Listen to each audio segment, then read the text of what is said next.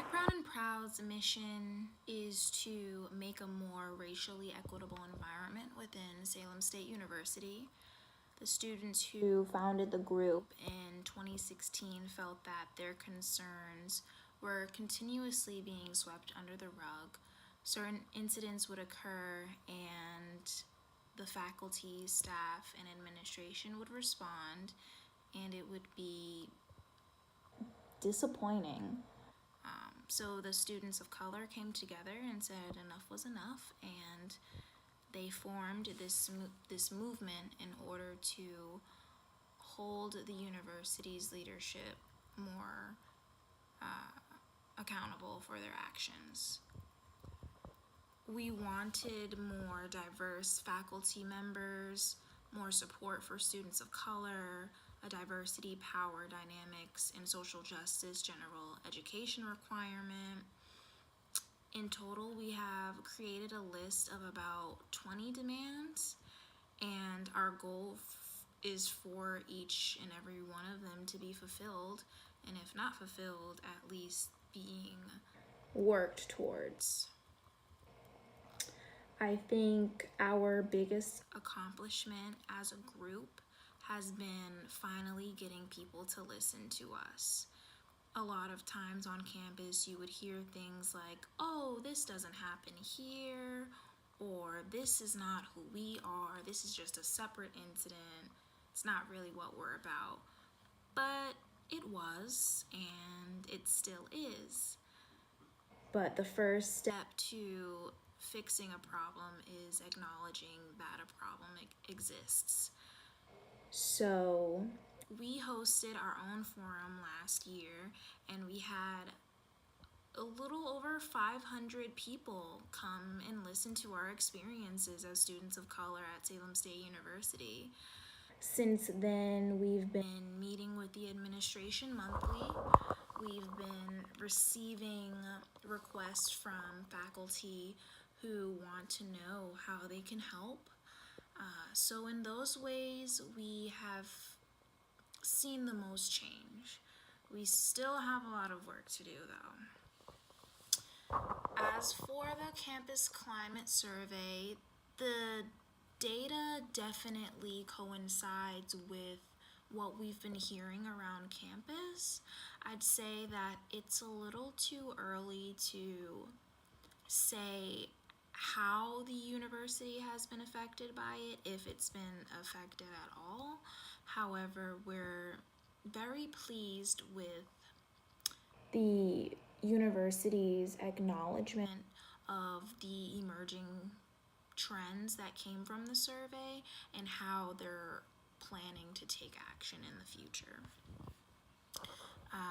Like I said, there's still a lot of work to do, but I've been a part of BBP since my freshman year, and I'm a senior now, and I will say that the university has definitely improved when it comes to listening to its students and calling attention to the institutional issues that we face.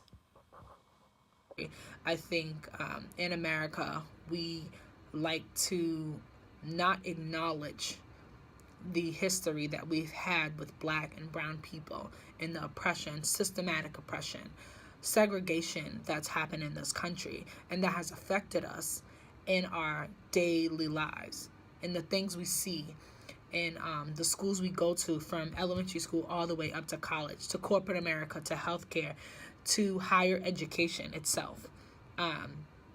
And it allowed us to have those open conversations. I think the first step is to have those open conversations and dialogues to discuss the issues that Black and brown students face at the university and other universities.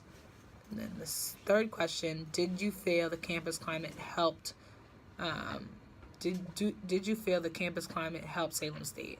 I think having Black, Brown, and Proud, the organization on campus, it did definitely help Salem State, because it allowed us to have those open conversations about the different issues we were facing. But then it also showed the ugly truth and the ugly side of us standing up for ourselves and the racism that we had to face. Because with us marching and us talking about the issues we were having on campus, people called us monkeys, people called us savages, people called us many names on anonymous sites, because most people aren't, well, now because we have a president who's basically racist, like, so people do it now, but they were doing it on a site called Yacker, some anonymous site, and they were saying very hateful things about us, and we showed our higher ups, like, you guys think there's not an issue? Look at this. This is an issue. So it definitely opened up the concerns and what the university needed to change, because if you're not going to change, you're going to see a lack of students, you're going to see a lack of retention, which you already have. A lot of schools, predominantly white institutions, do see a high turnover rate. So I think it definitely the climate changed, and it's still changing. Like I said, I feel like what we did and what we started, we did not expect it was going to happen overnight, and it's still not going to happen overnight. There's so much that we need to do in universities, in this society, in this country, that we need to discuss, and we need to stop throwing it under the bus and thinking that if we just hide it, it's going to go away. It's not going to go away. Our country was built on racism. Our country was built on the backs of Native Americans. Our country was built on the backs of Black African slaves that were taken from their land and tortured. This country was built on segregation. It was built on systematic racism. So we cannot hide and say that this is not a real thing, because it is happening all over this country, in our universities, right here in Massachusetts and Boston, all over. So it's not going to happen overnight, but we can't ignore it. We have to face the fact of what is going on and what has happened in our past and try to overcome it. Last question. Did the campus climate help improve your experience? I think yes. I think overall I had a great experience at Salem State University. I had amazing teachers that helped support me in my education, as well as I had amazing directors within the university, including Julia and Rebecca Coleman, who is now, I think, a dean at Salem State, or in a very high position. I've had multiple people support me in my college career, per se.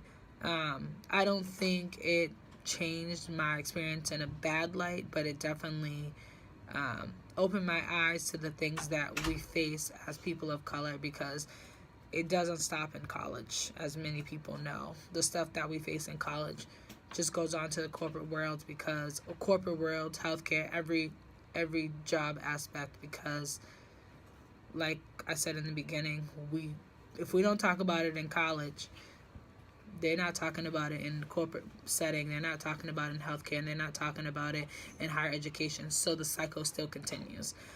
But that doesn't mean I'm stopping. I'm very involved at my company and my Black Professional Network and other organizations to teach people at my job about different areas such as microaggressions, unconscious biasness, different things, mentorship, sponsorship that need to happen within the Black and Brown community to help us be successful.